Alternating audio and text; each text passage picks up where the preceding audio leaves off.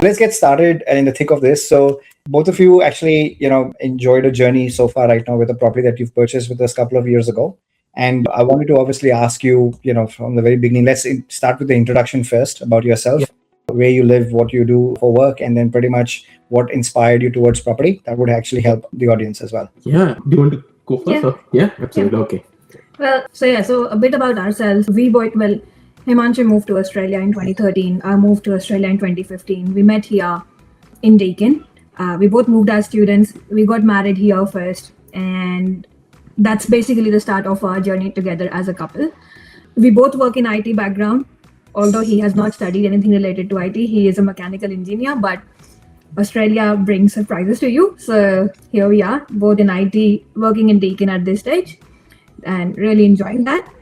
Do you want to add anything to the introduction? No. I mean, it's been a wonderful journey. Of course, it's been 12 years, 13 years almost coming here. Honestly, coming to the property part of this, we have been living in Southeast Melbourne for quite some time, since I think 2015. Since 2015, so about 10 years now. 10 years. Yeah.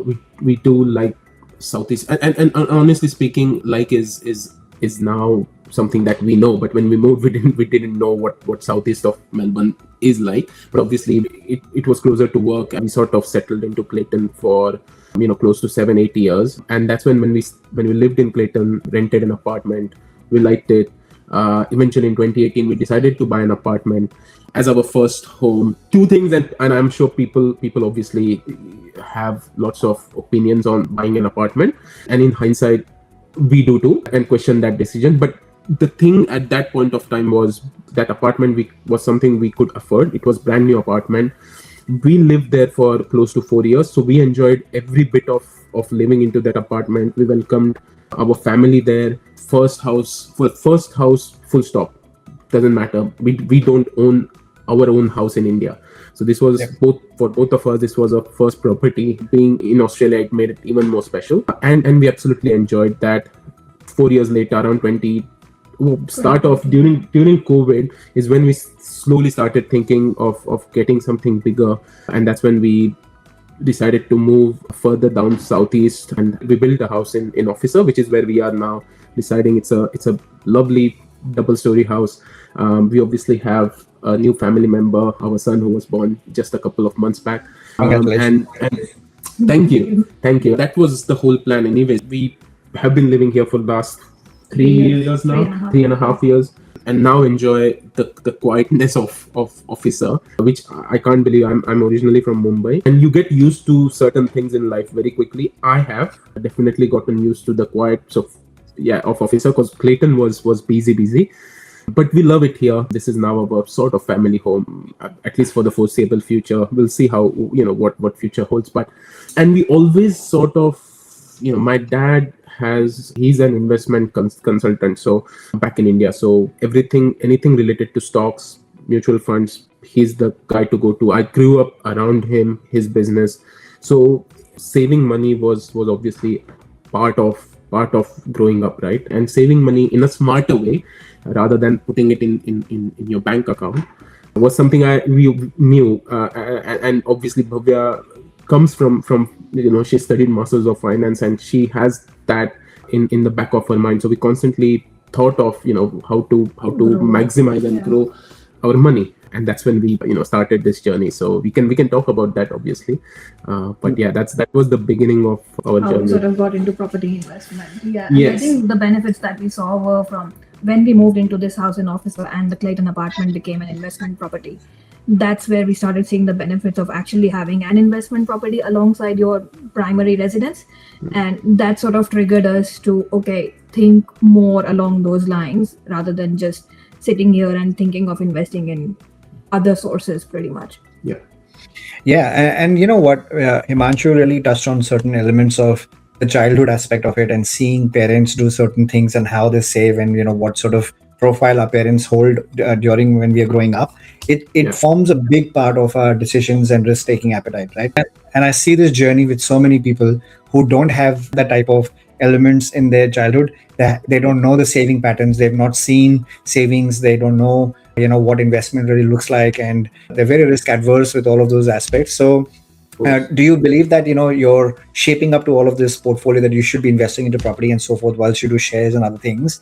Was Yeah. part of that whole sort of background that you've carried? 100% Absolutely, yeah. for both of us. And as we said, we both come from middle class families back in India. Our parents, they worked hard throughout their life, and my dad, obviously, he always wanted to do his own business, and he started his insurance agent back in the 90s when I was born. And he left, and obviously everyone in the family was very upset. Everyone, like my grandfather, his brothers, all my dad's cousin, they all worked in the Indian Railway. So him taking that decision was a big sort of self-confidence that he had, and he knew what he was doing. And 35 years later, over 2,000 clients, which he still manages, staff. Me growing up around all of that, I didn't see my dad going to an office, or at least I don't remember him. I always saw him going to and managing his business rather than him leaving at 9 and coming home at 5. That never happened. Yep. Which and there were sacrifices, a lot of them. Me and my mom and my grandfather lived in a separate city for about 7 years while dad was building his business in Mumbai. So we knew what the compromises were, but at the same time, it sort of opened my outlook towards how money works. And I can't believe, when I was around 17, 18, which is when I first read Rich Dad Poor Dad. And I really thought that there were more dad jokes in it, but no, it's a great book. If people haven't heard of it, they should definitely look it up.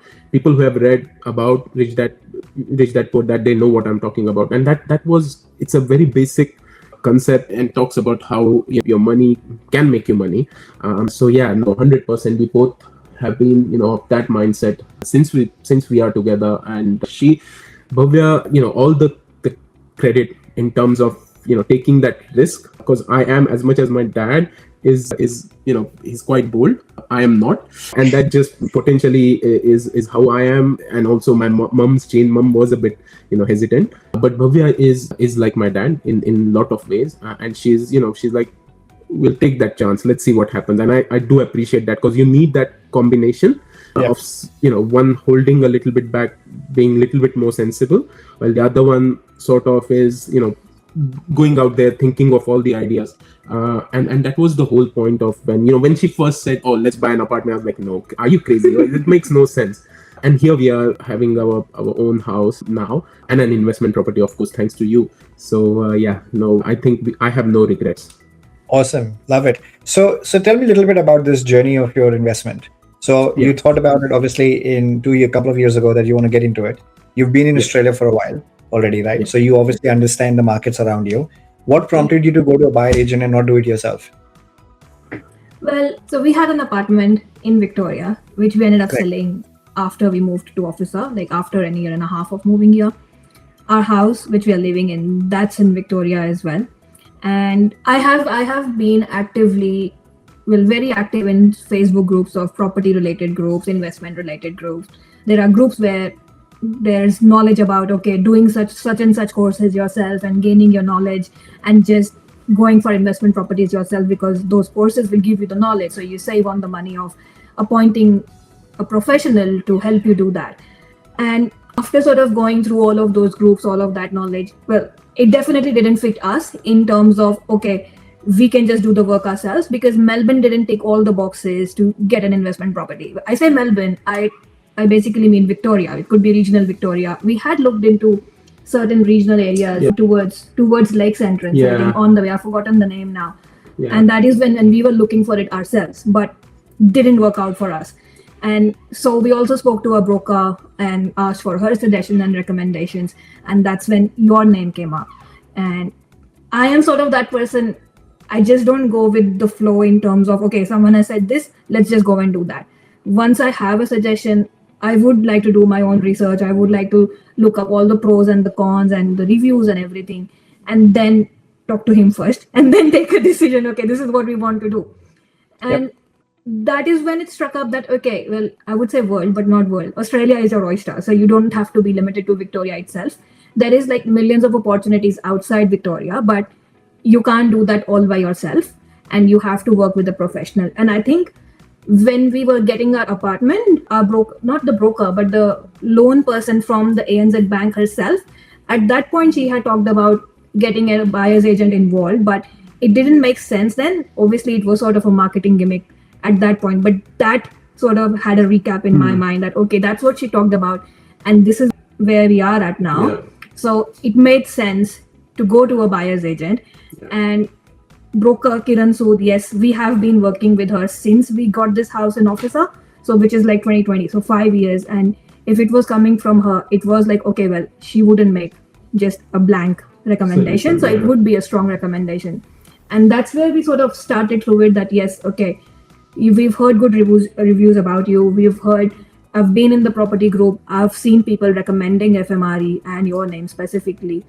And yeah, so it just sort of made sense to go ahead and book an appointment with you. And I think the first person we spoke to was Uru, yes.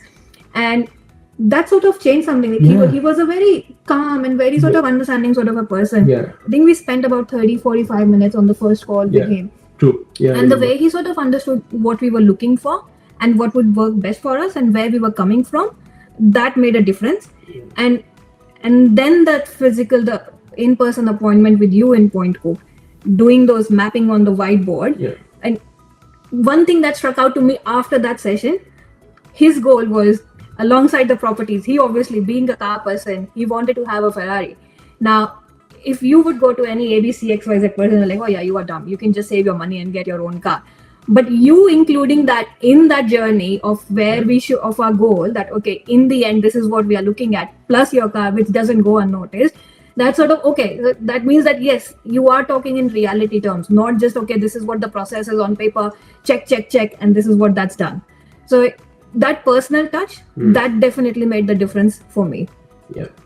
But and that's that strategy session is very tailored to a very individual circumstances with understanding, your finances and risk appetite. Although we have a disclaimer, we are not financial planners, accountants, or brokers, but having a good understanding about you and then what your vision is towards your own goals helps us sort of craft a method that allows us to say, okay, which type of property should we now consider first, then go to second, third, fourth, if you're really building the portfolio. So that's the intent of that. But it's good to see that, one, as far as I understand, not many people do this in the market at the depth and the level of stuff that we carry. And as you said, it's not a transaction just on a piece of paper that we, make you millions of dollars over a period of time with an extrapolated maps and, charts. We are being very realistic about, what you want and then why you want that, and then sort of, string them together at the right time so that if at all what we achieve and those milestones are achieved, then of course, we are on our way to get to that goals. So I'm very happy that you enjoyed that session. So that takeaway from that session. Now, I was going to say, I think the difference is also that if you sort of look up yourself, now, for example, we have friends who, if they are looking for an investment property after they've built a house, if you're working with yourself only, you'll probably have a range, a parameter where you would be looking for an investment property, which may or may not make sense. But for example, if we were going to look for ourselves, even if it would have been Queensland, I'm sure we wouldn't have looked at a house which was built in 1940s, irrespective of the land size. We would have like, no, well, this is a very old house. We are not looking at it cross. But then obviously when things come on paper that, okay, this is the reality on ground of why it is a good selection and how it will work for you. And we are seeing the benefit to that right now as well. But at the starting of when we were into that journey, I mean, yes, there is something different about an advice coming from a professional like you versus us ourselves doing our research and having that sort of mindset that, no, we live in a beautiful house, so we don't want to be looking at a property which is like coming to 80 years old now. Almost. To me, honestly speaking, and this is extremely, this is how we grow up, right? We always have, as kids, again, when back in India, and this is, for me, it was different because of what I said previously, because of my dad's profession. But generally speaking, even today, if you go and talk to someone who is not into investment and say, I want to invest money, the first thing they'll say, buy gold. And they mean physical gold. Or maybe, put your money in a bank account. This is back in India. So in here as well, when you say, oh, I'm looking at buying an investment property, talk to your friends here, more likely this concept that you buying a property which you potentially are not physically able to go and check, potentially you would never go and check that property during the lifetime of, for how many years you own that property. And taking that emotional quotient out of that, it's very it's challenging at first, because to be honest with you, when even now, if I tell this to our in-laws that we bought a property in Queensland, we have never been there, it sounds absolutely ridiculous. In India, you can't do something like that, where you have invested so much money into something which you haven't even seen. You know what I mean? But because of how we obviously, and then talking to you, looking at the whole thing in a way where obviously this is purely a transaction, right? And I'm sorry to say that I'm very harsh when I say something like this, but taking that emotional and as Bhavya said, right, we think, oh, we are living in this modern house which is 2 years old. Why would someone rent a house which is 50 years old, for example? And you think of it that way.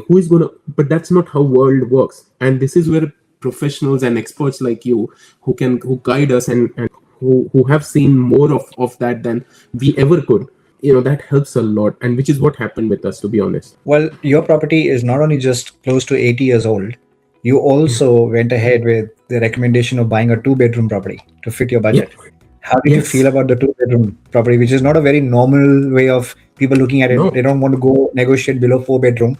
Most people want 4-bedroom, 2-bathroom property. How did you own now 2-bedroom, 1-bathroom as investment? So what were your initial thoughts around that? And how did you overcome that to go ahead and buy that? Yeah, and that goes back to what I just talked about, right? When we both talked about it, and we are like, how would you, if say, you as humans, you like to put yourself into the shoes of someone who is going to rent. And we have come from that background, right? We have rented houses, we have rented an apartment. You think, would you live in this house? And the question is, oh, it's only 2 bedrooms, so it obviously means it cannot be a big family. Will that mean we won't have any tenants?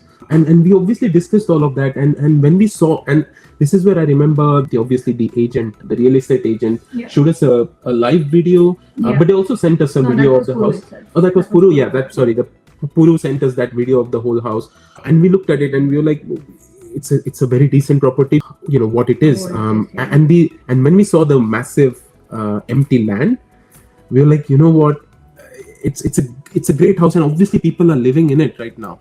So let's not try and put ourselves into that shoe, and trust what Puru and yourself and the whole team have. You guys were so confident in recommending something like that. So yeah, I don't know, but I'm sure, I don't remember. Definitely. And I think obviously being in Australia, we've learned one thing, that yes, size of the house matters, but then there are all sorts of people who live in all different sizes and types of houses. But then all it comes down to is also the size of the land, because house is ultimately bricks and mortar. That is not going to appreciate, that is going to depreciate in value. But then if you have a good enough size of the land, which is what it was in Queensland, that was the one positive thing that we saw in there. And obviously then it wasn't the first property that was shown by your team to us, and then we said, okay, yes, go ahead with it. Obviously there were a few hiccups in there that we saw, 2 or 3 of them. So few hiccups were around, I think, the range that we were looking at, but something happened around there. The loan serviceability wasn't as much, but as they say, whatever happens for the good reason. So we did overcome that 2-bedroom thing. Like, okay, if it's currently tenanted, and yes, we got to know that, okay, they're an old couple, retired couple, and it made sense that, okay, you as an old couple, you probably don't want to be living in a 4-bedroom house, because you don't want to be maintaining such a big house, or you don't want to be doing up and down in a double-story house. So if there is demand, which is where the professional advice is coming from for your team, so we'll just go with it. We have to trust it.